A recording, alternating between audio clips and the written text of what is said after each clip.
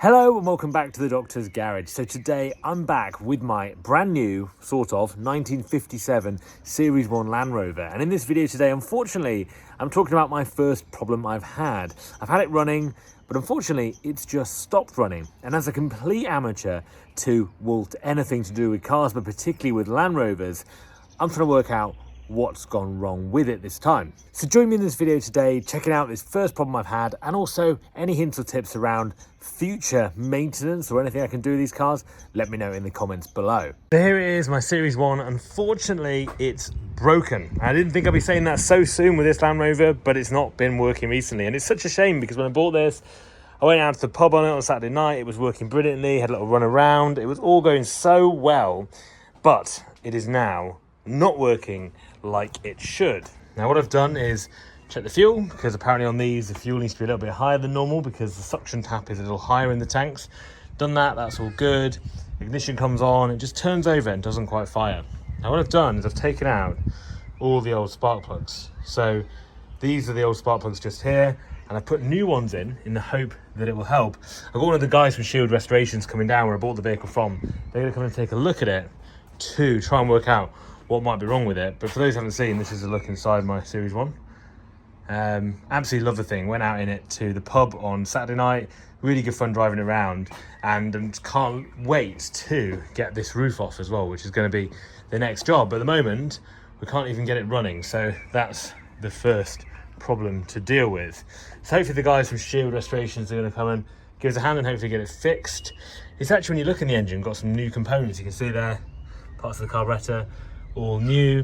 It's still got the original plates on, which I quite like, and the engine number as well, which is printed on the block down there somewhere. That all matches the logbook and the record. So quite cool really that it's the original engine block that's been rebored. It's had a lot of work done to it by Cox and Turner. So yeah, that's my engine in my Series 1. Great laser tool for taking out the spark plugs. I'll put a link in the description below, but this is a brilliant tool because you can move it in all directions to be able to get in and then twist it, which works really, really well. So I'll put a link in the description below for this particular part. So let me show you what happens if we get in the car and put the ignition on. You'll see a couple of lights come up. I know these have been changed around over the years, probably because there's another hole there, but if you put the ignition on, these two come up. Is that okay at the moment? And it keeps doing that. I've tried loads of different combinations. I tried the accelerator down, a little bit of accelerator, did a few different things. There is a choke here. I believe this is a choke. And the problem is, I think, was it was running fine until my 3-year-old was sat in here with me with the engine running, and he literally just jammed the choke out fully. And I have a feeling it might have flooded the engine. And that's why I looked under the bonnet, had a look at the spark plugs. I was hoping they'd be soaking wet, because at least it would give me an idea of what was going on. But unfortunately, they weren't. So I don't really know what the problem is. But whilst here, let me show you the fuel tank as well, because this is quite interesting. So the fuel tank is under the seat just here. And when you look inside, this is what it looks like. So it's got this kind of mesh in the bottom to stop the stuff going down. You pull it up and it just comes out. But it's got some fuel in there, you can see. So I don't think it's a fuel problem that we're having. So I'm trying to work out, is it the sparks? Is it the fuel? Is it the air? And at the moment, I can't really work out what it is because it was working absolutely fine before. Literally running about, started first time. And after my 3-year-old did something to that choke, pulled it out, it seems to just stopped it completely. So waiting for the guys from Shield Restorations to come down, then let's take a look and see if they can give us a bit of a help as to what's going on. So while we're here waiting for the guy from Shield Restorations to come down, should this be body coloured or should it be silver? What should the colour of that be for those that follow? And also, by the way, I got this working. The capstan winch works, which is very cool. And also, you can see the little prop shaft that you call it coming through there that you can plug something into and then it spins around, so like for machinery, or I think you can hand start it too. But that's very cool that still works. So I need to get that cleaned up a bit, but I think I'm really pleased with the fact that we've got that on this truck and it works as well. So still out here messing about the Series 1. The guys never came for Shield Restoration today, maybe they'll be here tomorrow. So I've looked at the fuel, looked at the spark plugs, and actually look at the electrical circuits here. Managed to find a fuse that's in this little bit, you might want to see there, a 25 amp fuse, and you can probably just see on there it is burnt out. And I think that is for the fuel pump. I think if it has got a fuel pump, this car. So go try changing that and see, because that's obviously not good, whether that makes a difference. So this is the fuse, a 25 amp fuse, and you can see it's completely gone. So I'm not sure exactly what that powers, to be honest.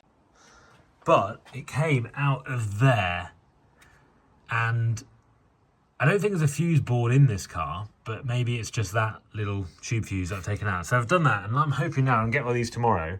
This is going to be the problem that solves it all, and maybe my old spark plugs aren't even a problem that I've replaced. So let's see, and see you tomorrow.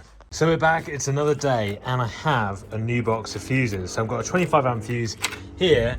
I've just placed that into that little circuit there, which I'm hoping is a problem. It's also got 4 brand new spark plugs now, so here is a moment of truth. Let's try and see what happens. Turning this thing on. So under here we've got the chokes in, that's good. Just got to get keys. Right, so keys in. Got one foot on the accelerator just to give it a bit of throttle if it does start. So fuel meter has gone up now. I've put some more fuel in it, and that looks better than it did.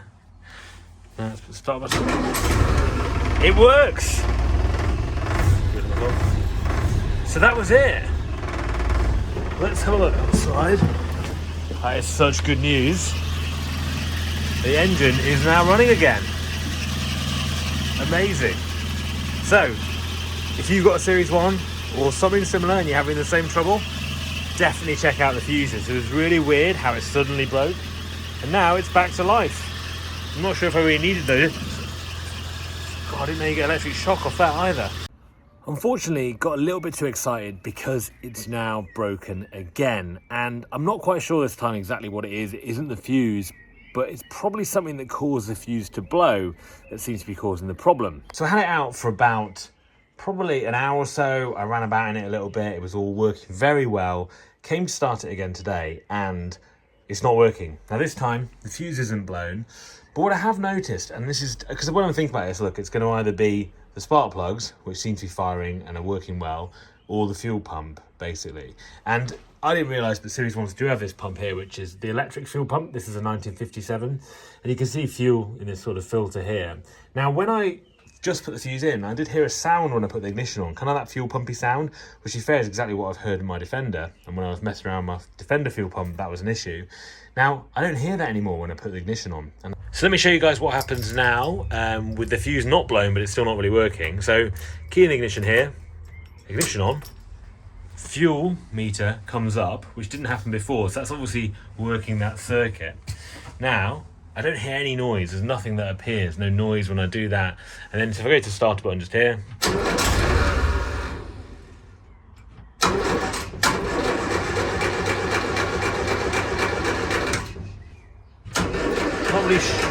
not really sure what that first noise is when it first fires up, but it doesn't sound good.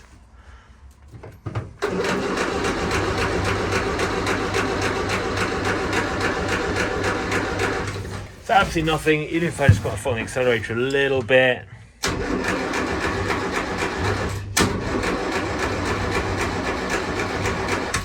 Just nothing. So, is that a fuel pump? Does that sound like a fuel pump to you? I'll turn it off again and show you. So, off. Fuel meter goes down and on again. Absolutely no noise. I'm sure, well, I think I'm sure, with a Series 1, there should be some noise that you hear from that fuel pump just there. And I feel that could be the issue. I've heard when fuel pumps are going to go, they're quite noisy, but also they can surge and blow the circuit, right? Which would be blowing the fuse just there. So could be the fuel pump. Problem is these fuel pumps, although very small and not very good, are about 200 something pounds. So I need to think, is it really the fuel pump at all? I might need to take it out and test it. Not really sure. If I do that, am I going to get air in the lines? I don't really know much about doing that. I would appreciate any of you guys' advice on that. Do you think it's a fuel pump? And if so, what would you do? Should I get a new one? Should I try and test this one? Should I try and repair this one?